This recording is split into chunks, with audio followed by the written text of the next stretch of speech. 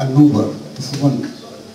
And through the alphabet. سؤالي بالدرجة الأولى يتعلق بالفرق بين النوبة أو في السودان ما نسميهم النوبيين والنوباويين، النوبة النيليين والجبالي. Yeah, and as I was following up, and I'm following up, that the language is one of the main elements that you can judge and put it as an, you can say, why is it in Netherlands?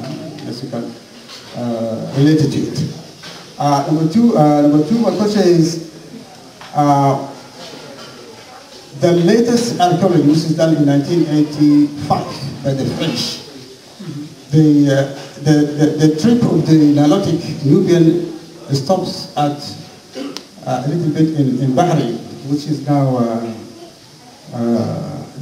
Giraffe. Sorry, I want to say Giraffe from Libya. This is Giraffe, of course. They stop at the Giraffe, which is in the northern part, the eastern part, western part of Bahrain. They stop there. That shows the linkage to the Nuba and where they are. Number three is, till now in other Nuba languages, there is still a relation between the north and south, and in the south. And the goddess, the gods which are worshipped by the Nuba in the north, even in the first time. What I knew is that they are the one who is leading them where to go and what to do, which is now called in the Nuba areas called by Pejur. Can you give us a comment about that? Thank you. ممكن يا عثمان لو تسمح تقدم ملخص صغير لأسئلتك بالعربي تكون أوضح يعني. السؤال الأول إنه الفرق ما بين النوبة في الشمال والنوبة في جبال النوبة. نمرة اثنين إنه كلمة نوبة ونوبيا، إنه نعزل الحتة بتاعت الكلمة العربية بتاعت نوبة ونوبي، لأنه النوبي كلمة نسب طبعا ممكن تعرفوها كلهم، هذه نسب أو انتساب إلى أصل. الاثنين آخر حفريات حصلت في منطقة الجريف بتدل إنه في رحلات تمت ماشية إلى آخر الجنوب، يعني حتى ما واقف في سيناريو يعني حاجة موجودة. فممكن نديلكم الأخيرة إنه مثلا عندنا مثلا الأرواح عندنا في جبال النوبة، إنه عندنا الأرواح مثلا حسب يقولوا الوجود. زمانك الأرواح هذه كانت جايدنس، يعني عندنا في بعض القبائل في جبال النوبة الروح الإنسان الكبير أو الكبير لما يكون inaugurated لما يموت فبيجي عائد فليد يعني بيكون دليل للناس في الارض انه يقول لهم اعملوا كده او ما تعملوا كده. فممكن يدينا كومنت عن حاجه. شكرا جزيلا. Yeah, I can only respond to this comment rather briefly. ليس يعني يمكن أن نجيب على هذا السؤال بإيجاز فقط. If your definition of what is a Nubian is a matter of just of language, then of course the Nuba are Nubians. إذا كان تعريفك لمن هو النوبي ينحصر في إطار اللغة فقط، وبالطبع النوباويين ناس الجبال هم نوبيين. So are the Birgit and the Medop and other people. وكذلك القبائل البرغيت والميدوب في دارفور. But this is only a language relation, only a linguistic relationship. لكن هذه صلة لغوية فقط.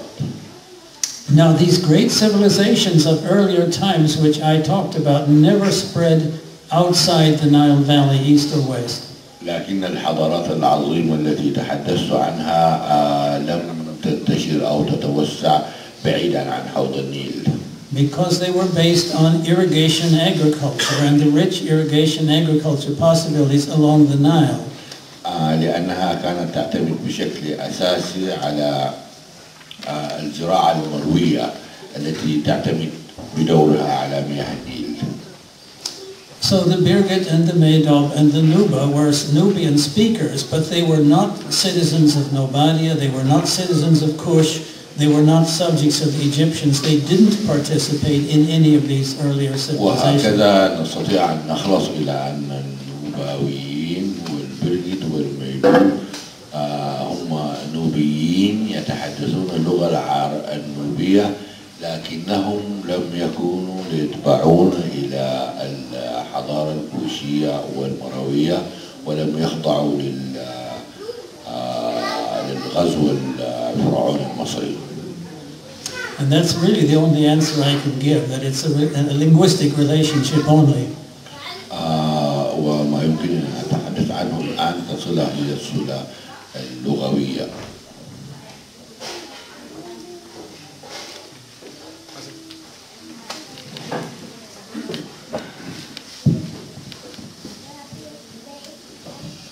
شكرا جزيلا حازم عتيق.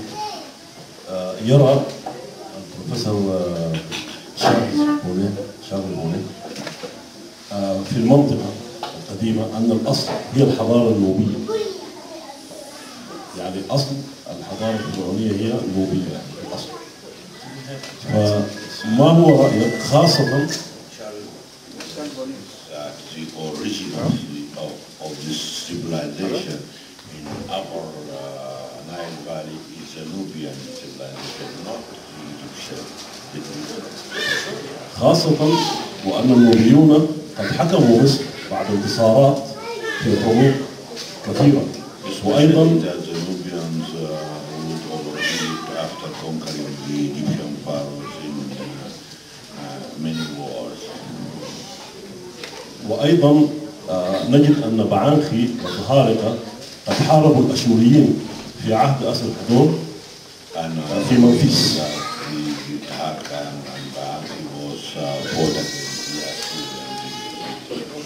Against the Assyrians in the northern Palestine. فما هو إيضاحك ورأيك في هذا؟ شكرا. Yeah, I cannot argue with Charles Bonnet. لا يمكننا أن نجادل.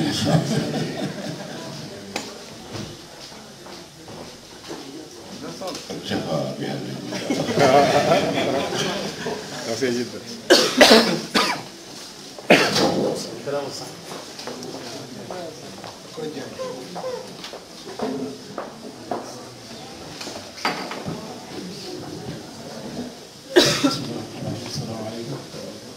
Thank you very much. I'm very grateful and honored to be here with Mr. William Adams. As Thomas Carlyle once said, the true Bible of every nation is history. Also, I'm very grateful and honored to be here today with Mr. William Adams. And I would like to say that as Thomas Carlyle once said that the true history of every nation is, or true Bible of every nation is its history. So we are very honored to be here because his voluminous book, The Nubia, is really a good reference, and we think it gives us confidence and stretch memory, history, and also to make us entrenched in our identity. Anyhow, but I think the history of Nubia will be, will suffer a kind of lacuna if it doesn't connect it with other Nubian far from the Nile River, because, and it will never be solved, the problem of Maravitic language, and also the other dimensions of Nubian history will never be solved unless we can connect it with the Nubia, either in Baran Nuba or Northern Darfur, Nido, or other groups like Dago or Birgit, and even those who knows their language like Hindu, because you said that the Nubian civilization have never spread outside the Nile Valley, but as Mr. Arkel, though he was an archaeologist, but he has discovered that there was the last pyramid is in Jebel Midor, is called in northern Darfur. And even the traditional history told that they are immigrants from that region along the Wadi Mulk, and they reached that. And even the name of they came with a queen, which was called Kandusi, not Kandas, as they said today, or Kandaka, but Kandusi. That means the embracer of the child.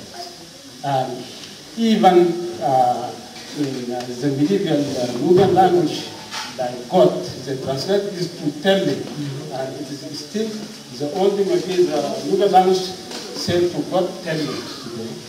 And last year I was speaking with in order to verify these things, I was speaking with some Chadian, and even because the Middle when they came there in northern Darfur, they thought that there were many people who immigrated even far west to Chad, to the border, and still I found some linguistic connection between either Nubia of Darfur or Kurdistan or even the Nile Valley. So I think it could be reversed. Your assumption in some points, I think, could be reversed because the Nubia was never been a homogeneous country. No, because as Charles Bonnet discovered also in Kerma, some people have the scars of the shuri still with their head. So it was, I think, like Sudan of today, it was a civilization of various groups. I agree. And nobody can pretend that it is for a simple, it would be a kind of simplification if we say it was one tribe or sect and so. This is one. The second also I would like to ask you, I think at the same time you are collecting your information and writing your voluminous book, Bruce Williams also has written that even the ancient civilization of Nubia predated the Egyptians, and he said maybe with the 12 kings in Tasseti. And by the way, today if you go to Jebel Midor, Tasseti is still exists there.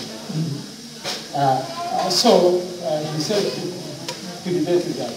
What do you think about that? Because if you look at Menes, the first pharaoh, physically, and if you, as an anthropologist, I think according to the physical anthropologist, he is a typical Iranian.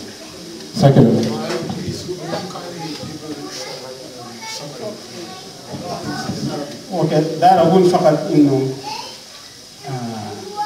إن الدراسات النوبية كما يقول يعني توماس كارلايل إنه التاريخ الحقيقي لأي أو الإنجيل الحقيقي لأي شعب هو تاريخ. فكتاب وليام آدمز الكبير الذي كتبه في السبعينات وإنما جمع المعلومات إثر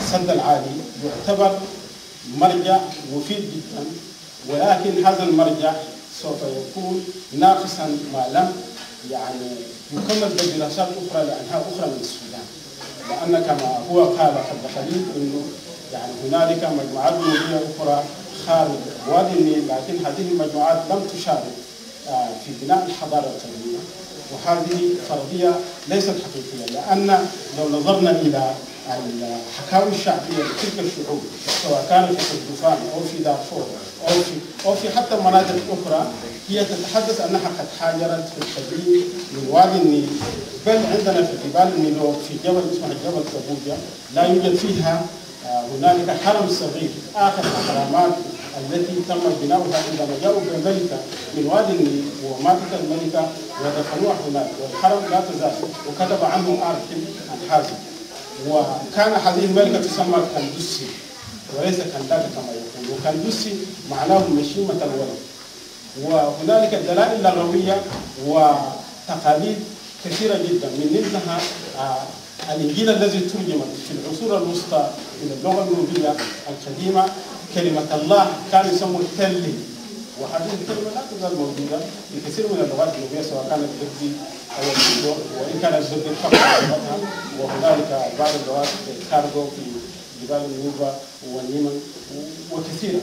فنحن نريد أن نقول إنه الحضارة النوبية القديمة هي حضارة كانت تضم شعوبا كثيرة، لأن الشعب البوني عندما عمل حفريات في كرمة وجد أن هنالك بعض الجماجم التي أخرجت من كرمة كانت فيه شلوخ الشلوك ولا تزال يعني بارزة وموجودة. وحتى قرون الأبكار تيبيكالي أبكار النيلوتيك يعني قرونها طويلة فكانت موجودة. فإذا الحضارة هذه حضارة متنوعة موجودة فيها كل شعوب وكثير يعني كل السودان، وهي بهذا المعنى النوبية تكون هي قلب والصلب الحضارة السودانية القديمة، وتعطي الثقة لكل أهل السودان لكي يبنوا حضارة أخرى جديدة. وشكرا.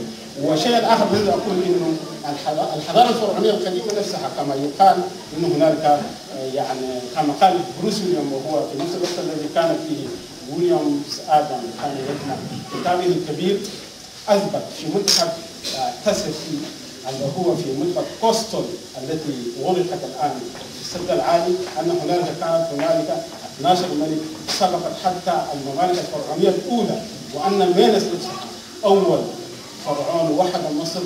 لو شفت اليوم أمشي إلى متحف القاهرة تجد إنه يعني الكاركترستيك بتاعه هو إنسان سوداني شكله وكذا. شكرا.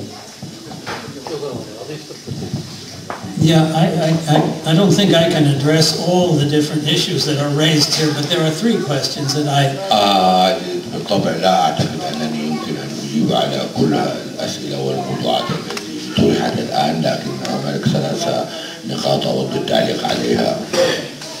First of all, I have no doubt at all that the Nubian speakers migrated to the Sudan from the to the Nile Valley from the western Sudan. There's no doubt about this. أولا أود أن أؤكد أنه ليس هنالك شك أبدا أن النوبيين هاجروا من غرب السودان إلى وادي النيل، تحرر أصلهم من مناطق غرب السودان ثم هاجروا إلى وادي النيل. And the second point is that if there are cultural connections between the civilizations of the Nile Valley and the people of Kordofan and Darfur, they have yet to be discovered because the archaeology hasn't been done. النقطة الثانية أنه إذا كانت هنالك صلات ثقافية بين وادي النيل والمتحدثين بالنوبية في كردفان ودارفور، بهذه الصلات طبعا اللغوية ثابتة، لكن الصلات الثقافية أخرى غير اللغوية لم يتم الاستيثاق منها وإثباتها بالتنقيب الآثاري. At this point in time, there is no archaeological remain anywhere west of the Nile that can be identified either as a church or as a temple. الآن ليست هنالك أي بقايا أثرية غرب النيل يمكن أن نعرفها بأنها كنيسة أو معبد ما قبل المسيح النوبي. And so far as I know, only one small fragment of pottery has ever been found in Darfur, which can be traced to a Nile Valley origin. Okay. وفي حدود علمي تم العثور فقط على قطعة فخارية صغيرة جدا في دارفور يمكن أن تكون لها صلة بوادي النيل. Now, this is not necessarily the last word because very little archaeological survey is done. وما أقوله هنا بالطبع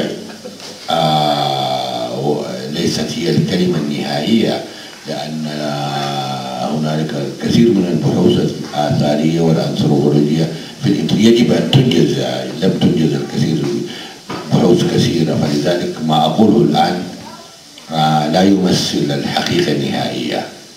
So everything still remains to be learned in this area, and we'll hope that archaeological surveys. كثير من الأشياء يجب أن تبحث وينقب عنها جيدا بالطبع. Speaking frankly, though, finally, I really don't have any faith in the theories of Bruce Williams. أوكي. وبصراحة ووضوح أقول أنني لا أثق كثيرا في نظريات بروس ويليامز.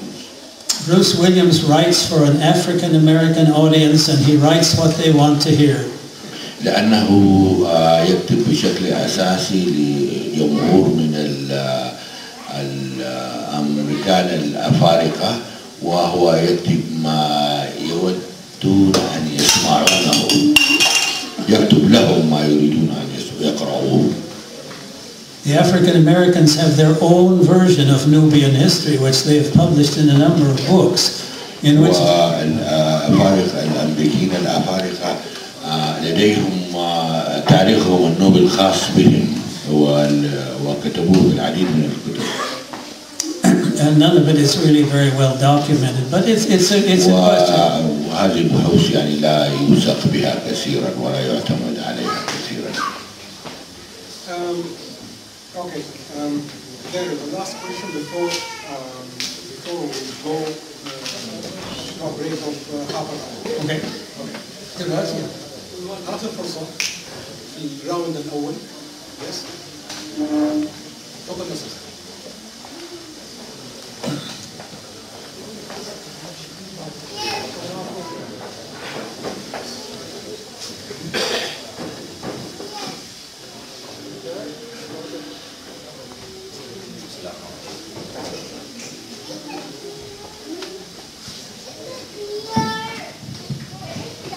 بسم الله الرحمن الرحيم.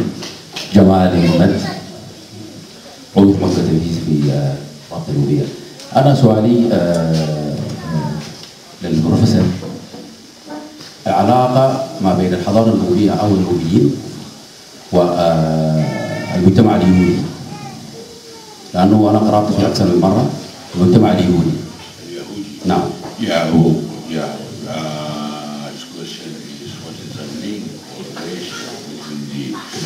Nubian civilization and the Jewish. هذا سؤالي السؤال لأنه أنا قرأت في أكثر من مرة إنه واحد من ملوك كوش أو ملوك النوبة حرر أورشليم أو حرر القدس من الآشوريين وسلموا لليهود.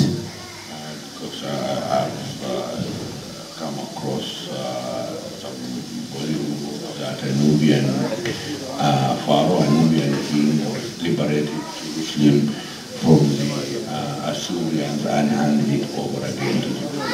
والعلاقة الثانية يعني قيل في كتابات، أنا دي برضه متأكد منها تاريخيا، إنه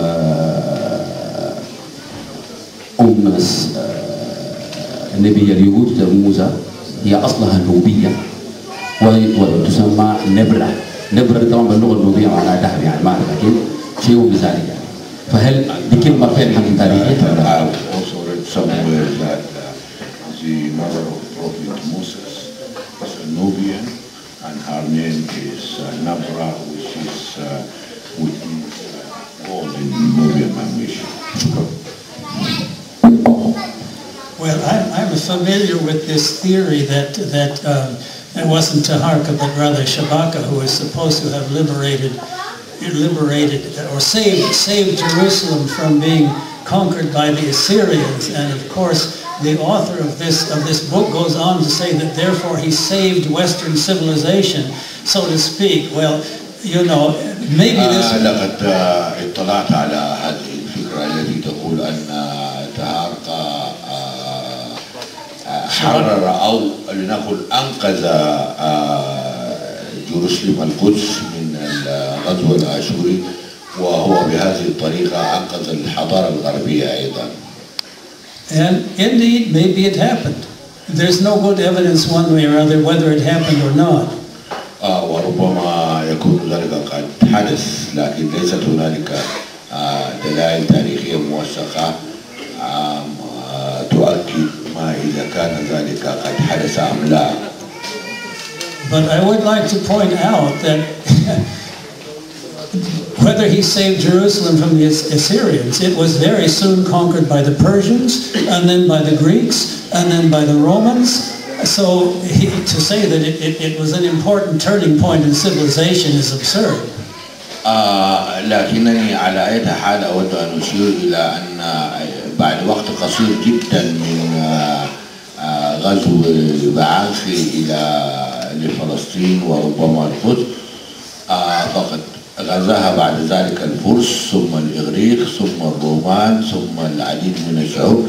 فلذلك أعتقد أن القول بأن غزو تهارقة لفلسطين كانت نقطة تحول مهمة بالتاريخ البشري قول لا يسنده الكثير من المنطق والأسانيد التاريخية.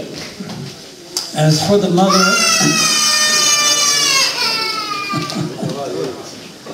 for the mother of Moses, I have no idea. No, I'm not a biblical scholar. أما فيما يخص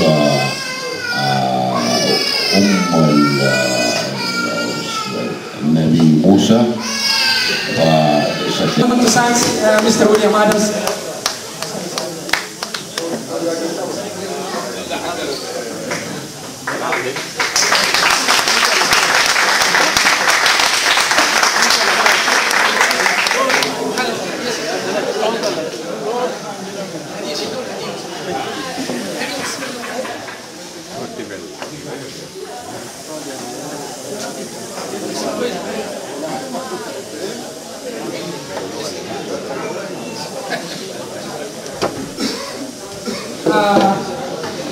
The second person who is always with us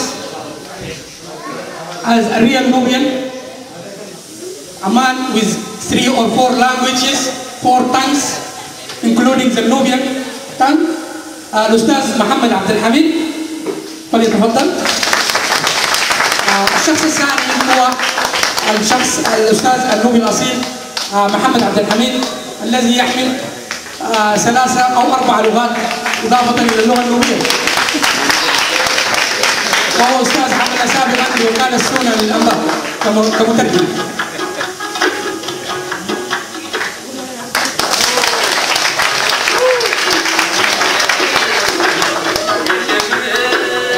Our third guest in this honoring program, الأستاذ خالد الطاهر الذي أبى إلا أن يشاركنا في إدارة هذه الندوة، وهو أستاذ وزميل عزيز لدينا هنا في أمستردام. فليتفضل. وهو من أهالي الشرق الحليب. The third person is Mr. Khalid Al-Tahir. He is a very friend person for the Nubian community here, and he is a well-known figure in Amsterdam. Mr. Khalid Al-Tahir.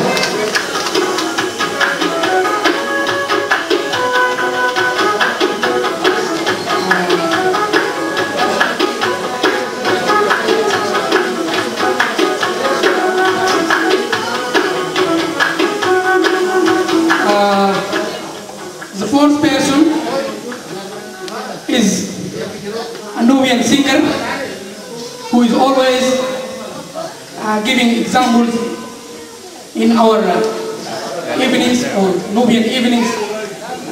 The singer Yasir Abul Qasim. Yasir Wardi. اسم الرابع هو فناننا النوبي الأصيل أخونا الأستاذ الفنان ياسر وردي، والذي يشاركنا دائما في مسيرتنا النوبية.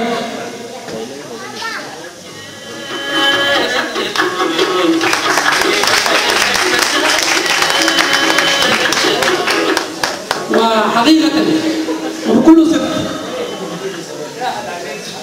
وأيضا الأخ ياسر له هدية أخرى بمناسبة زواجه ونهنيه مرة أخرى.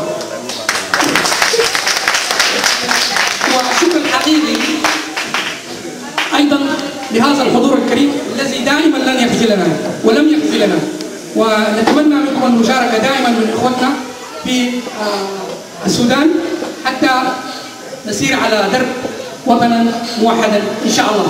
And the real thanks for our colleagues from all the parts of Sudan who are attending our occasions every time. And we hope to achieve a real united Sudan. Thanks a lot. شكرا.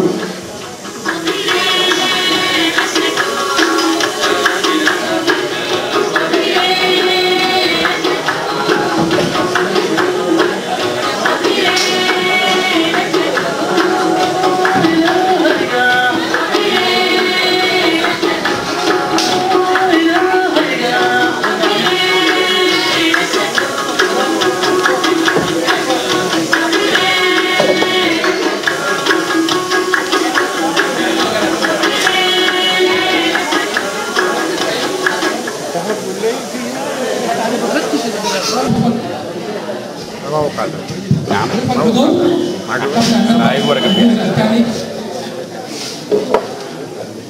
نعطي الفرصة للبروفيسور وليام آدمز لعله يريد أن يذكر كلمة صغيرة للحضور. Before we begin the second part of our session, we want to give the chance for our Professor وليام آدمز on a short speech.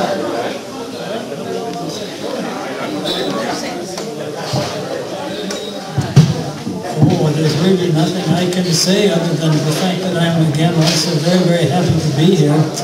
And I'm tremendously impressed with the work that has been done by this club and by the historical research that has gone into I think some of these people who made this program know more about Nubian history than I did.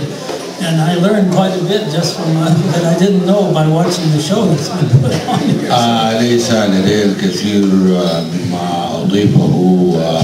أود أن أعبر عن عميق تقديري للذين قاموا بتنظيم هذه الليلة والذين قدموا هذا العرض القوي للتاريخ النوبي الذي أتعلم منه الآن أيضا.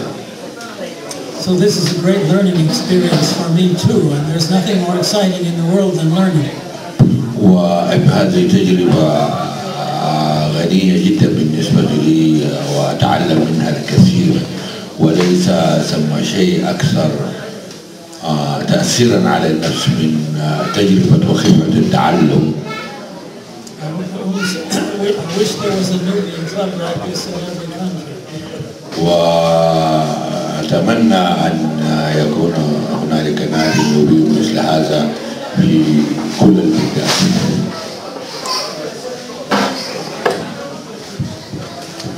الحضور الكريم، حنبدأ الراوند الثاني من الجولة الثانية من الأسئلة والتعليقات. لو واحد عنده سؤال أو تعليق. We will begin the second round of discussion.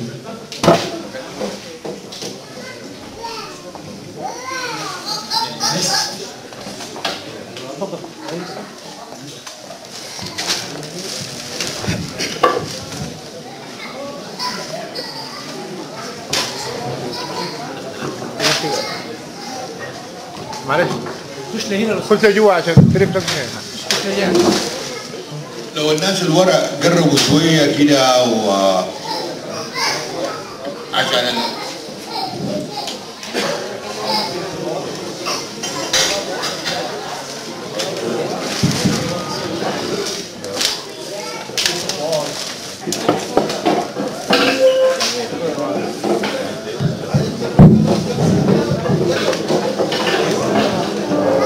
I would like to thank Professor وليام Adams for his brilliant research regarding the Nubian ethnicity. بداية أود أن أتقدم بالشكر الجزيل للبروفيسور آدمز للعرض الغني الذي قدمه عن النوبيين. And I do have quite several questions, and I hope, if not all, to be answered, but at least some of it. وأرجو أن تتمكن من الإجابة على بعض منها على الأقل. The first question is, were the Nubian black or red people? السؤال الأول، هل كان النوبيون شعبا أسودا؟ All we can say about that is in words, in written text, they are never described in terms of any particular color. They're just Nubians. كل ما يمكن أن أقوله إجابة على هذا السؤال هو أن في كل المدونات التاريخية لا يشار إلى النوبيين بأي لون، يشار إليهم كنوبيين، ليس سود أو بيض أو خضر أو أي شيء. The second question is, what are the original names of the Nubian? والسؤال الآخر هو ما هي الأسماء الأصلية للنوبيين؟ Again, we don't really know because how far back in time do you want to go with the original name? The first name that we know that they used for themselves was Kush. حتى بهذا السؤال أعتقد يجب أن تحدد بالتحديد عن أي فترة تاريخية تتحدث، لكن الاسم الأول الذي نعرفه عن النوبيين هو أنهم سموا أنفسهم الكوشيين. But before that, they probably had another name that they called themselves, and we don't know what it was because we don't have the texts. وربما كان لديهم اسم آخر يطلقونه على أنفسهم قبل ذلك، لكن ليست لدينا أي وثائق أو تاريخية وأثرية تثبت ذلك.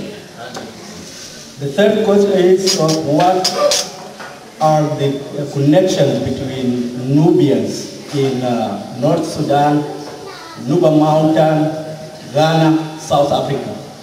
وسؤال الثالث، ما هي العلاقة بين النوبيين في شمال السودان وفي جبال النوبة وفي غانا وجنوب أفريقيا؟ Well, so far as the Nuba Mountains are concerned, it's very clear, of course, that they speak a related language of the Nubian family. بالنسبة للجبال النوبة ما هو مؤكد هو أنهم يتحدثون لغة تنتمي إلى نفس العائلة اللغوية التي تنتمي إليها اللغة النوبية. But the Nubians in Uganda are descendants of soldiers and traders who went down there in the 19th or 18th century. In other words, they haven't been there a long time. They went down there. أما من يسمون بالنوبيين في يوغندا فهم منحدرين أصلا من نوبيين سودانيين ذهبوا إلى تلك المناطق في إطار الفتوحات الخديوية المصرية ونقلوا الاسم إلى هناك. وهذا تم في وقت متأخر، يعني أواخر القرن السابع عشر وأوائل القرن الثامن عشر. South Africa, I have no idea. I didn't even know there were Nubians in South Africa. أما عن جنوب أفريقيا فليست لدي فكرة ولم أكن أعرف أصلا أن هنالك نوبيون في جنوب أفريقيا. The fourth question is, what is the real cause of the decline of the Nubian kingdom? السؤال الرابع هو ما هي الأسباب الحقيقية لتدهور وسقوط الممالك النوبية؟ Are you speaking about the Empire of Kush or the Christian Nubian kingdom? Which one? Both. Well, cultures and civilizations get old, don't they? And people lose energy and people lose enthusiasm. And I think probably that this, well, there's a more specific answer though. الدول والممالك والحضارات تسقط عندما يفتقر أو تتناقص حيوية الشعب وحماسته وقدرته على الحفاظ عليها. That is, the prosperity of all the different Nubian civilizations always depended very heavily on export trade. And we know that the trade was declining and there was less and less trade both in late Meroitic times and late Christian times. وما يمكن أن نقوله أيضا أن الحضارات والممالك النوبية بمختلف أشكالها اعتمدت بشكل رئيسي على التجارة، وهذه الممالك تعرضت للتدهور والاضمحلال عندما انمحلت التجارة. المملكة الكوشية والمروية وحضارة كرمة كلها تدهورت بتدهور تجارتها. The final question is in the era of Izana, the king of Oxum. في عهد إزانا. By I read the information by author named Basil Davidson. He wrote in that book that Izana was the king who really defeated the kingdom of the Nuba. ورد في هذا الكتاب أن الملك إزانا هو الذي هزم المملكة النوبية وأسقطها. And I would like to ask you whether you have any more information about the two kingdoms of the Nubian kingdoms and Oxum kingdoms by then. هل هناك المزيد من المعلومات حول هذا الأمر؟ No, I'm afraid I don't. It's the first time I heard about this connection between Ezana and Nuba, so I have everything still to learn about it. Now I know. يؤسفني أن لا أعرف شيئا، وأخشى أنه ليست لدي معلومات حول هذه المسألة، وهذه هي المرة الأولى التي أسمع فيها عن علاقة بين الملك إزانا والمملكة النوبية. Thank you very much, Professor. Thank you for the questions. Would you like to comment? No, I did just Okay. أنا أود للحضور الكريم إنه أو أتمنى إنه الأسئلة تكون قصيرة عشان نتيح الفرصة لأكبر قدر من المشاركين. الفرصة متاحة للنقاش.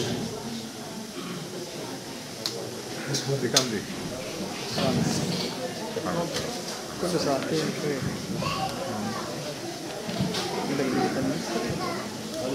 دقيقة المصر الجزء العالي. Thank you so much. I just have one question to ask about this issue.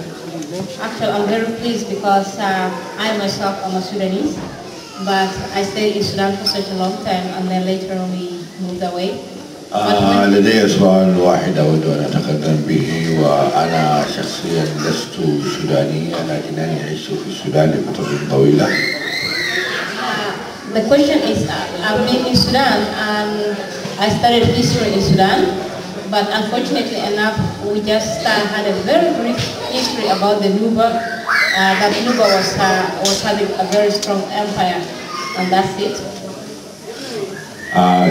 كتب التاريخ التي مررنا عليها في المدارس السودانية كانت تحتوي تقريبا على جمل قصيرة ومعلومات قليلة جدا، فقط تقول أنه كانت هنالك ممالك نوبية عظيمة. And actually, like when I came here, I had a friend who is coming from America, I forgot the place, but he came to me, and when he had like, Caroline is a Sudanese, he came to me and he started telling me more about the Nuba culture, which for me was a shock. في حقيقة الأمر كان لدي صديق أمريكي تعرفت عليه هنا، وهو الذي بدأ يحدثني عن الثقافة النوبية وتاريخ النوبية.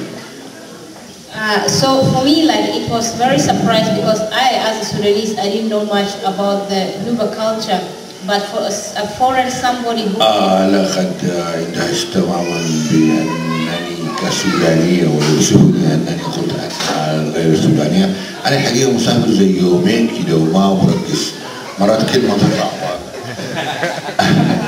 أنا أتأسف لها أولا وأصحح هذا الخطأ، وأقول إنه أرجع للترجمة، أقول إنه اندهشت وشعرت بالصدمة إنه أتعرف على الثقافة النوبية والحضارة النوبية كسودانية من شخص غير سوداني. So actually, like, I went to discussion with this guy, and he was telling me a lot about the Nuba culture, and for me, I was just like waiting for him, because he was telling me much more history, whereby I myself as a Sudanese, I didn't know about it. And my question is, okay, we have such a very wonderful culture in Sudan about the Nuba people and the origin of the Nuba people, but it's unfortunate